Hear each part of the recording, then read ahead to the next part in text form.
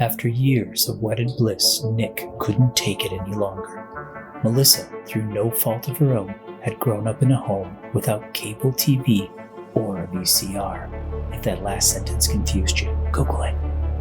This had resulted in her having very little pop culture movie knowledge. In order to right this injustice, the duo will watch and discuss movie after movie until Melissa has caught up with the zeitgeist of her generation.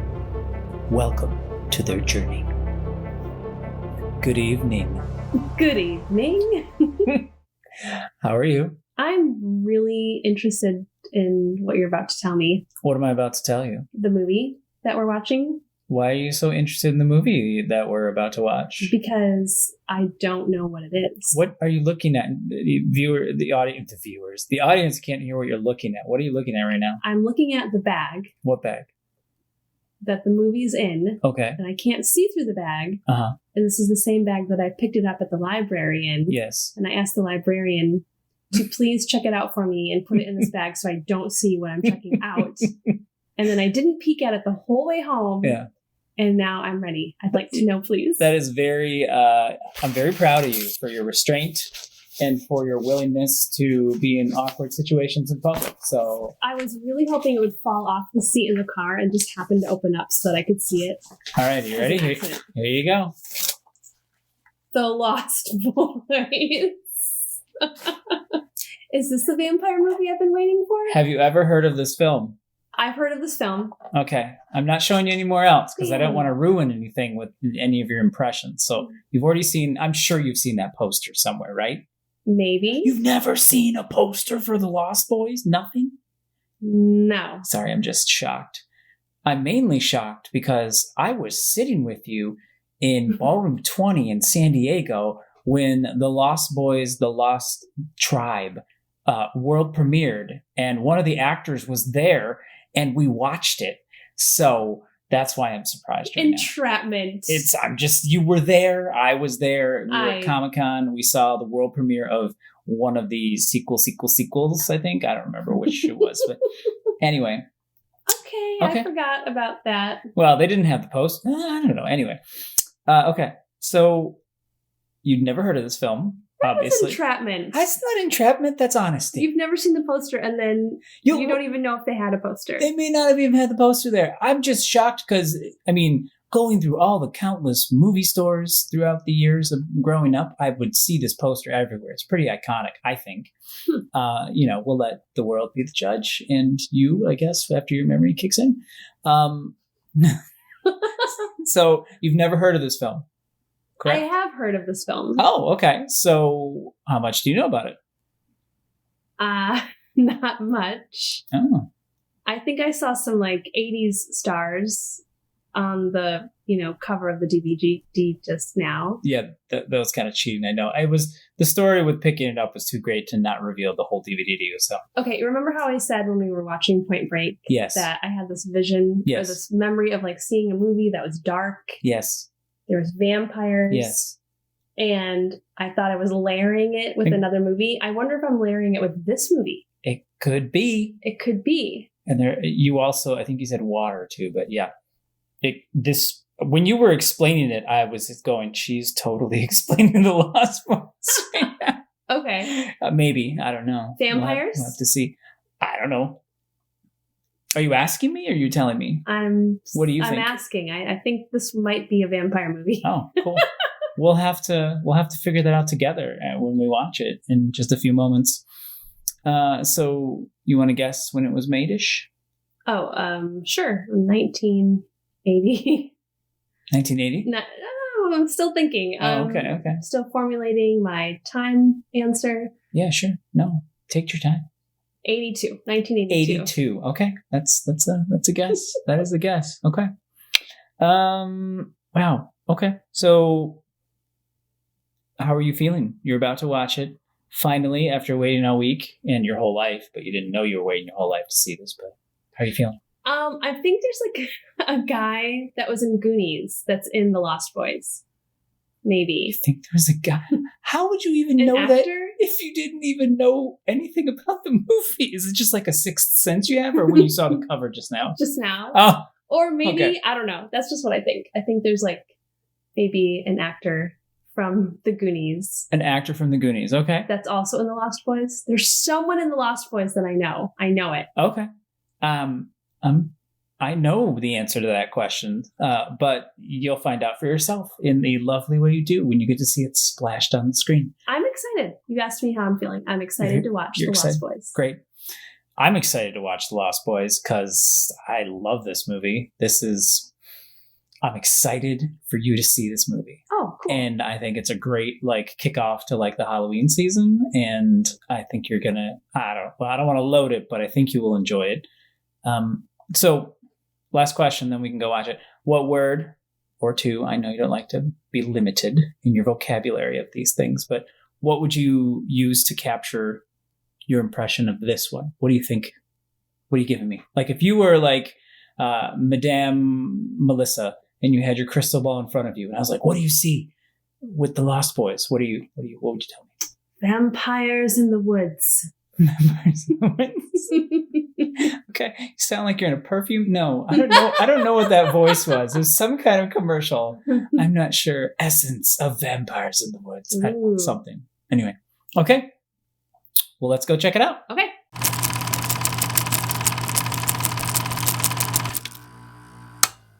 One. So, what did you think? Lost Boys. Yeah. What? I almost said just now more like Wonder Boys. I don't know why. I almost started singing like Bob Dylan in response to that. It was good. Yeah? Yeah. Did you like it? I liked it. Oh, before we go too deep in how you felt about it, could you give us a quick summary of the film? A Melissa summary. Okay. That's fun to say, by the way. A Melissa summary. Because of a divorce, two boys, Michael and Sam, move with their mom to a lively seaside town. Okay. Lively, air quotes. The town is, on the coast, and there's like a roller coaster carnival vibe happening. Okay. And Michael is the older brother. And one night, they've just gotten to town. They go to a concert. That's my favorite part. With a glistening saxophone player. He's fully baby oiled up. Oh, that's so great. I still believe, by the way. Yeah. That's the song he sings. Anyway, right. Yeah. Mm-hmm. So the older brother, his eye falls on this girl who's very attractive to him. That's shocking. A teenager would do that. He's paying no attention to the saxophone player. How could you not pay attention to him? Chain necklace and everything. Okay. Pelvic move, saxophone player. It's yeah. His only eye has eyes for this girl. I wonder if it's Epic Sax Guy's dad. From the Eurovision Epic Sax Guy. Anyway, Keep going. Sorry. I wondered if there was a connection there. Maybe inspiration? Could be. So, the girl, it turns out, as he follows her through the crowd with his younger brother in tow, is hooked up with this kind of punky crowd of boys. Okay. And they seem to be the troublemakers of town. Would you say they were lost boys? Certainly. Okay. All right. Yep. So the older brother kind of gets sucked into their group and unknowingly becomes like them. Punky and vampire-y. Oh, okay. He drinks a mysterious bottle. Things start changing, and it's not puberty. Oh, I was going to say, oh man, you head me off the path. And his younger brother sees what's happening and is, trying to, first of all, save himself from being drained of blood. And then also, he's trying to help his brother. So things move on from there. Okay. They're also trying to adjust to this new life in this new town with their mom and their grandpa, who is a taxidermist. Yeah. For the record, that's not someone who balances, who files taxes, if you don't know what that word means. someone who takes dead animals and makes them look alive again. Air quotes again. Anyway. Right. So that's my summary of The Lost Boys. Wow. I like how you started with, it all starts with a divorce. Like much of the 80s, divorce has sown havoc on this family. Wow. Okay. So that was a good summary. Thank you. Thank you. How do you feel now that you've watched this film? It's a piece of a puzzle that I never knew I needed.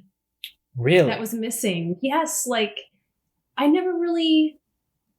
Where am I going with this? I'm so intrigued because it's the exact opposite of what you said last week with Top Secret. Top Secret, you said it's a puzzle I never needed. So this one is one that you did need. So please continue. Right? Like you saw it when you were a kid. Yeah.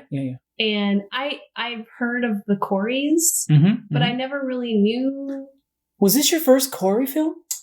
No, because I knew the one Corey Feldman was in Goonies. Yes. But then Corey Haim. Yes. I didn't know he was the other Corey until I was like reading, I saw the names in the credits and I was like, oh, the two Coreys, that's what people talk about. So you just answered my question in a way of not answering my question. That was your first Corey's film, the Coreys film. I think a so. A movie with both Coreys. Yeah. Did they do more than one? Oh, you're going to see some too. So don't worry. Oh, yes.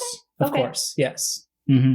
Okay. So that's what I mean. Like I was like, oh, this is what I've heard people talking about. Yeah. The Coreys. The Coreys. I'm watching one, two. I know. So, wow. Okay. I mean, if memory serves, I'm pretty sure The Lost Boys, at least for my money, is the best Corey's film. I mean, the outfits that Corey Haim has in this movie are just, wow. Yeah. I particularly liked how you were coveting them quite heavily some of the time, which is just hilarious. He was like every episode of Saved by the Bell was like thrown onto him in his wardrobe. I don't remember the timeline for Saved by the Bell. This may have been before Saved by the Bell, but I don't quote me on that for the record. Oh, I'm quoting you. This was, by the way, you thought it was 1982 is when it was made? Yeah. Because you think everything is made in 1982? I do. But this one was 1987 on July 31st, 1987. What? That's the day after my birthday. Cool. Okay. So, wait, one more thing about the clothes. Oh, Corey please. Haim. Yes. He was wearing a shirt in one scene, a red shirt, and it said in white letters, "Born to Shop." His mama totally bought that one for him. I don't know. I mean, the amount of different wardrobes he had, maybe he did like to shop. I don't know. True. Maybe. I don't know. His Rob Lowe poster was my favorite part of his room, too. That was so 80s. Wow. What movie was that from? I have no idea. Rob Lowe was like a bad boy in the 80s. Oh. He was like, yeah. I don't remember. They were the Brat Pack. He was a member of the Brat Pack instead of, the Rat Pack from the 60s and 70s. Okay. It was this group of young actors in the 80s, Brat Pack. Demi Moore was also part of the Brat Pack. Yeah. Oh. They did a whole bunch of different movies. Anyway, not digressing, we're on The Lost Boys. So it sounds like you're glad you saw it and not sad. Is that true? Totally glad I saw it. Okay. Yeah. Wow. Okay. What would you rate it? It's like, where does it fall in your lexicon of, if you know your shtick and your deal? This is definitely a fun to see movie. Oh. Watch it with anyone. Okay. Watch it with grandma. Watch it with the kids.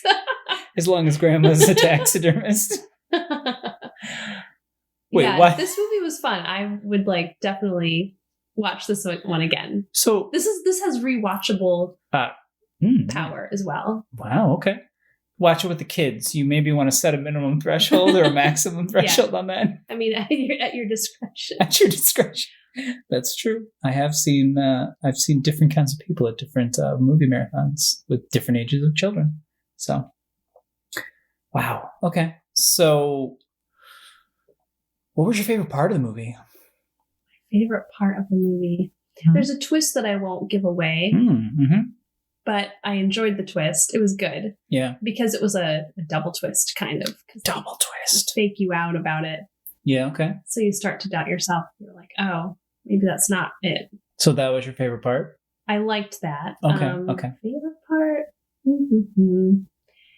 The scene where it's kind of the initiation for Michael. For Michael. Okay.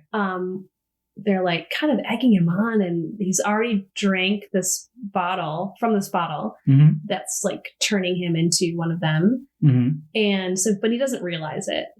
Right.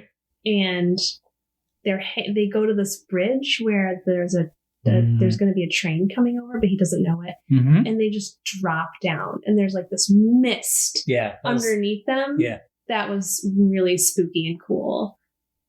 Yeah. I remember being really creeped out by that when I was a kid. Really? Just the idea of it, like, the whole scene, like, brought to mind for me Stand By Me, which is probably a movie you've never seen either. Also haven't seen that. Oh, man, so many. Okay. Stand By Me, there's a group of young boys who are going along at train tracks. But just like, it's very visceral of when you were a kid and you would get on a train track, you feel this like energy when you're on them. Like it's really weird, especially when you're little. They feel, you just know there's this power that like runs over them. So like that part of the movie, that like energy of that and the danger of being on them, plus having it be like the middle of the night and then they jump into, and they're hanging underneath and the train goes over. That totally like blew my mind when I was a kid. Absolutely. I also liked the Frog Brothers because they were just so over the top and ridiculous. Yeah. Corey Feldman had like a Batman voice. He kept talking like, he's talking like this the whole time. I don't think you understand. Yeah, that was really good. Kind of like my intro recording voice. Yeah. I also really liked the mom. She's been in a lot of other movies. Apparently, but I couldn't remember any of them. But yes. But she's so, like, she has such a sweet voice and, like, demeanor and a joyful, like, she's just really cool. Yeah. She's a cool person character in the movie. So I liked her. Other favorite parts besides the saxophone player? I was going to say that's probably one of the most memorable parts of the film. We're hitting a lot of the good parts. Yeah. There's also a sequence where they're like kind of shoring up the house to defend it. And that's classic, like getting ready to defend mode. I enjoyed that too. That's good. I literally have the montage music like in my head as you're saying that. I can hear it. They had very light montages in this film. You thought you were going to be in for like a full-on 80s montage, but then it would kind of pull back. Like they were kind of quicker montages. Yeah. There was also a part where in the beginning you mentioned that you liked that the brothers, Michael and Sam, they were, checking out their new house, living with Grandpa, found the taxidermy room. And like Sam just kind of nudges his brother with his head. Yeah. And just that kind of like little touch was cool. Yeah. Like they were like, I think during the movie when we watched it, I think you said it was campy, and I stopped and I stared at you and I said, "Oh, you don't know campy yet. This is like high class film compared to some of the camp that you have in cinema history."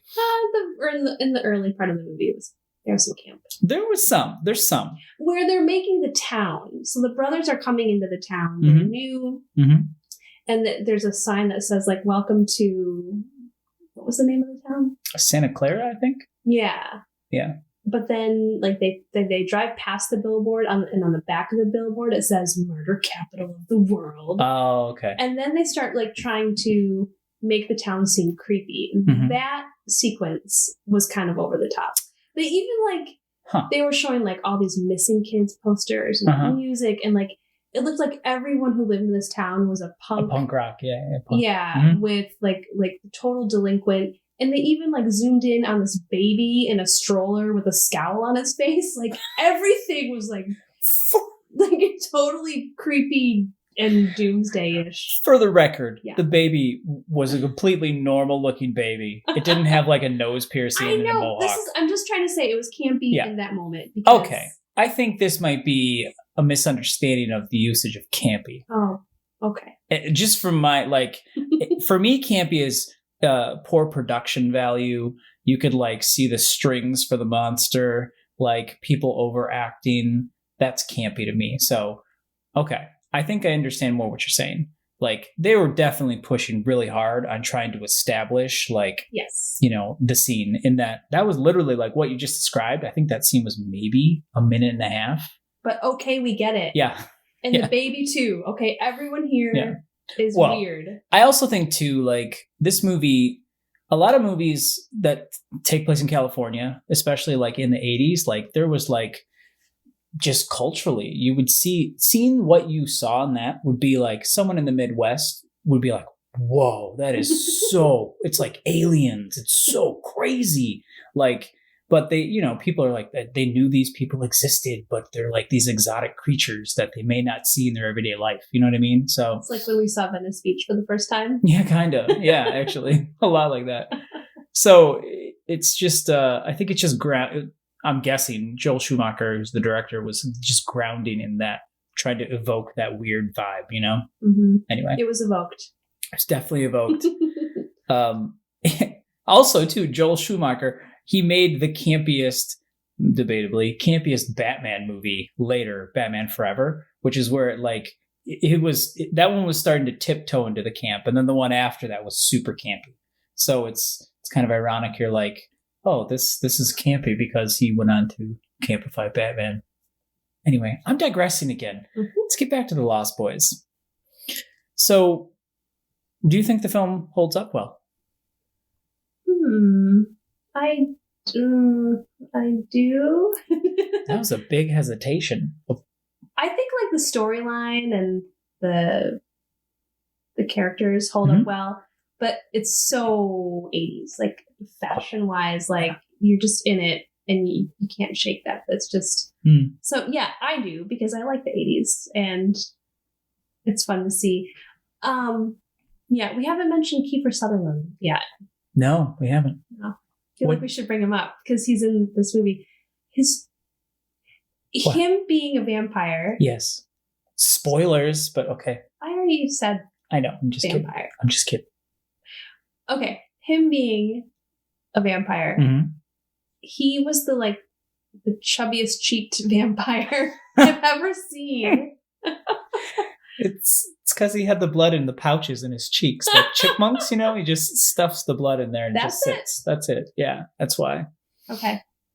Kiefer. Oh, poor Kiefer. He just has he has healthy cheeks. I know. No, I'm not. I'm just pointing it out. I'm not saying it's good or bad. Well, I mean, what do you think of when you think of vampires? What is your experience with seeing vampires in cinema or TV or whatever? Blade. Okay. That's like one of the first things that comes to mind for me. Interesting. Okay. I love those movies. Me too. I was wondering if you were going to evoke the most controversial of all vampire franchises. I never read the books. Yeah. They were like super popular when I was, working at this place that everyone talked about it and everyone read them, but I never read them. Mm-hmm. And I think we watched the movie out of odd curiosity. We did. Who's the we? You and I? You and I. We did. Yeah. Yes, we did. Yeah. Because we were like, what is this all about? Like, why are people... Yeah, and I was kind of like, I mean, it has vampires, so it can't be horrible, right? So we watched it. And then he sparkled. And and then I was done. Wow. Okay, so holds up well. Holds up well. All right. I think it holds up great.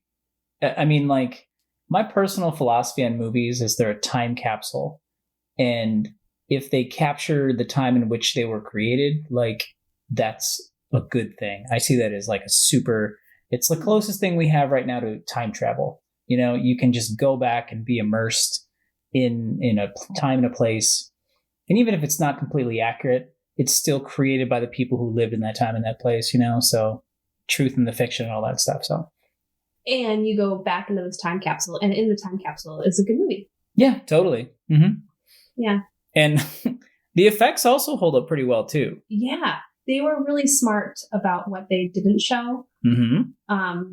So that's why. Yeah. It holds up really well. That's, classic. Like, you got to do that. Yeah. Yeah, wow. I'm trying to think of the last time I saw this movie. And I couldn't, I guarantee you I probably saw it on TBS, like cable TV in the 90s.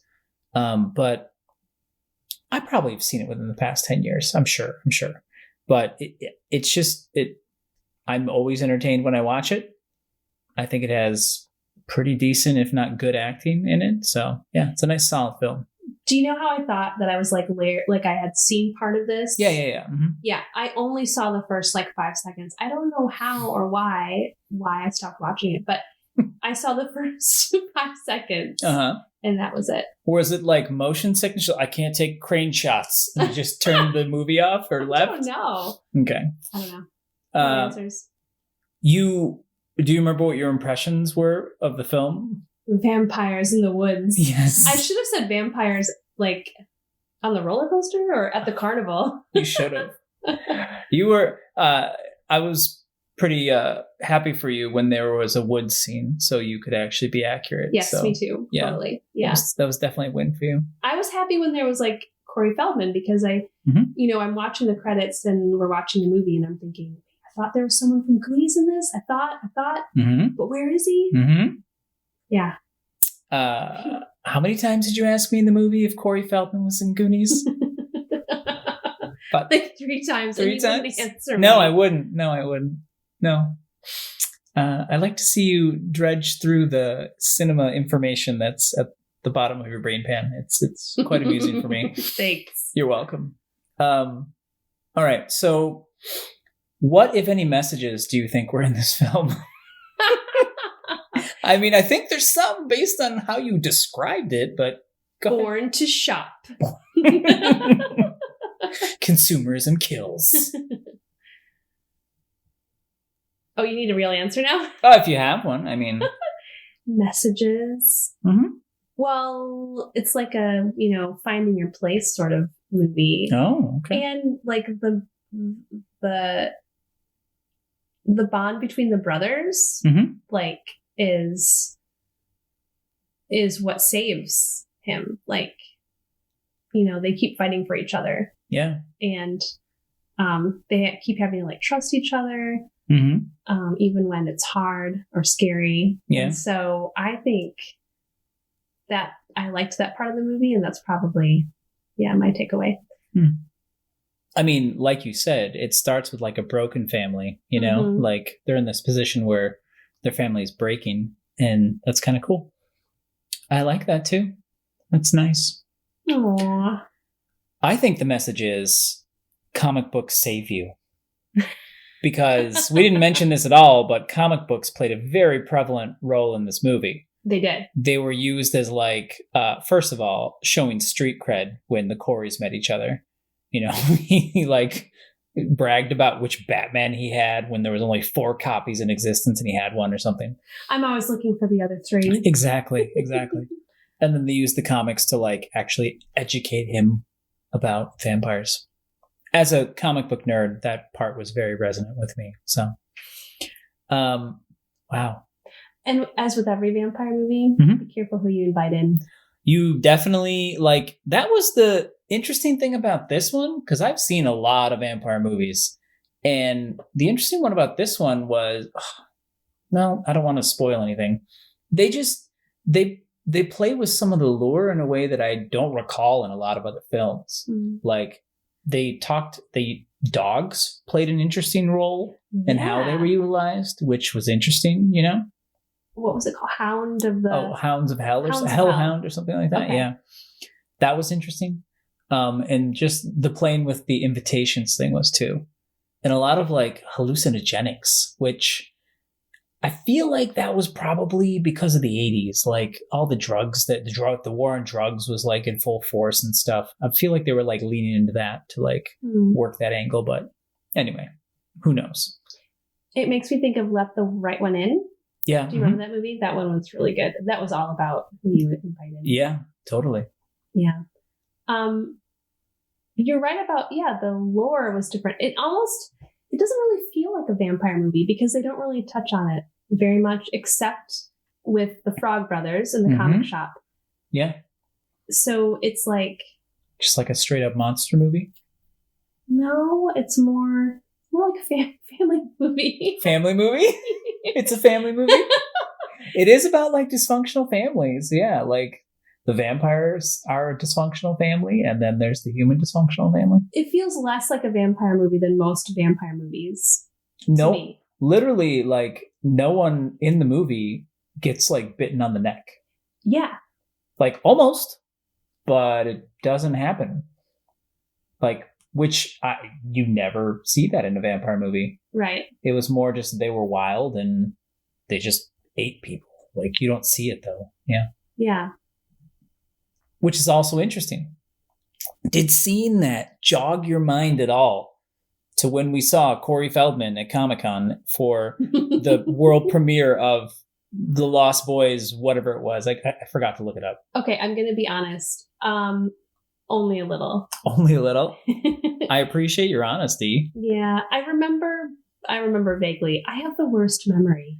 You do not have the worst memory? I have a bad memory. You do not have the best memory. Let's frame it like that. So, yeah, I do remember being excited to see Corey Feldman at Comic-Con, but I wouldn't have been able to tell you what it was for. Oh, okay.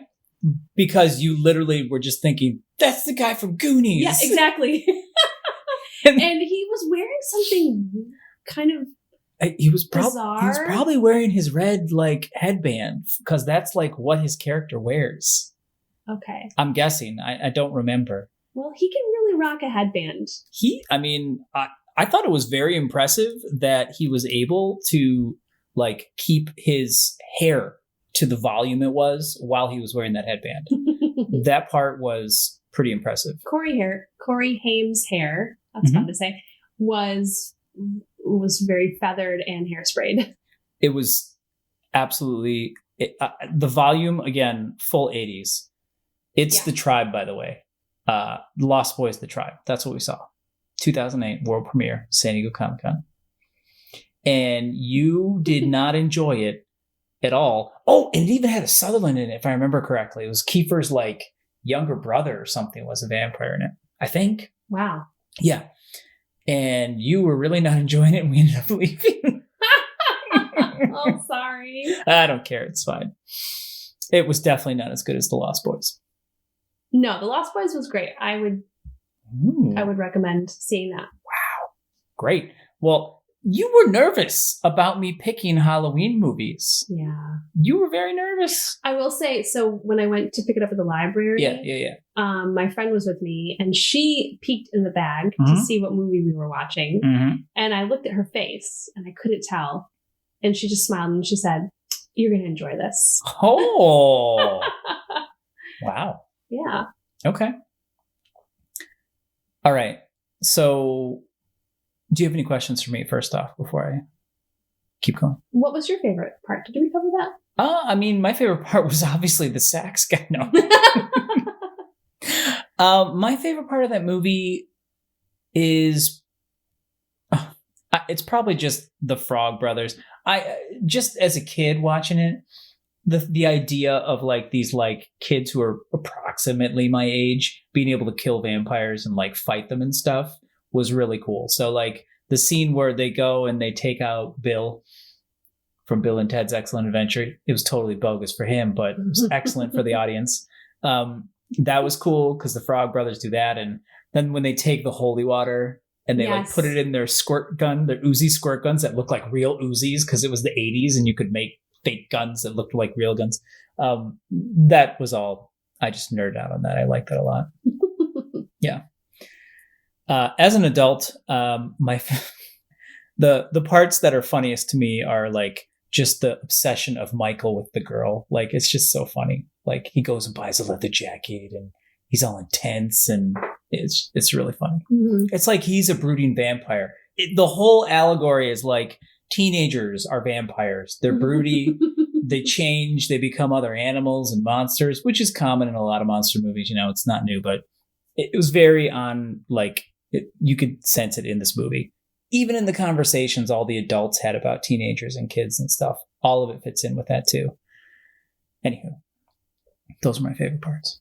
I also really liked the house that they moved into. The grandpa's house. That place was amazing. Yeah.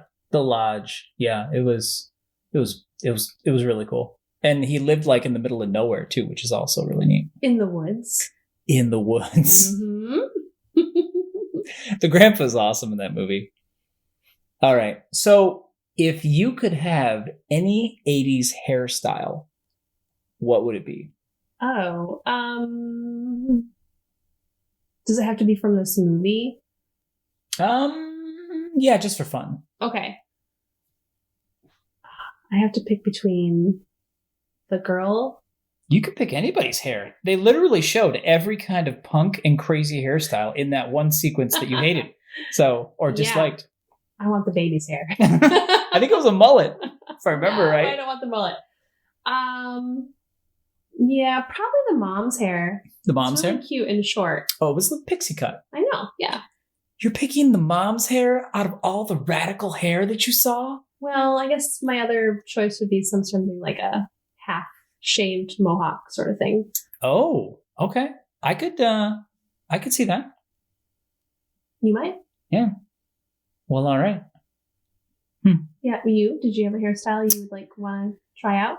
I would probably want Bill's haircut. Do you remember his hair? Was it the tight curls? Yes. Like it was like he had cascade of curls. Yeah, he had kind of like a curl afro on the top, and it was short. It was like a super mullet. It was like a curl afro on the top, and then it had like super long ringlets, like going to like, I want to say lower than mid back. And I would try that just because it would look horrendous. And that would be something. Your hair is so curly that you're close to achieving this. Could I do that? You think? You might be able to. Wow. Okay. Yeah. I think I'm going to ask for a curling kit for Christmas. Curling kit? I don't know. I'm trying to think of how I'd get tight curls. So anyway, yeah. All right. Well, any parting thoughts or anything else you want to add for the Lost Boys? We're good. Go watch it. Have fun. Yeah? Yeah. Okay. Are you excited for next week's Halloween movie? Yes. Oh. Still scared? Okay. Cool. Are you going to get increasingly scarier with each week? I don't know. We're going to see, I guess. Okay. I know how to make a playlist, the mixtape. Choose your metaphor for whatever it is you want to do. If I did the same thing every time, it'd be boring. So I got to mix it up a bit. Okay. Well, we'll see. So, yeah. All right. Goodbye. Bye. Got a problem, guys? Just scoping your civilian wardrobe. Pretty cool, huh? For a fashion victim. Listen, buddy, if you're looking for the diet frozen yogurt bar, went out of business last summer. Actually, I'm looking for a Batman number 14. That's a very serious book, man. Only 5 in existence. 4, actually. I'm always looking out for the other 3. Where the hell are you from? Krypton? Phoenix, actually. But lucky me, we moved here.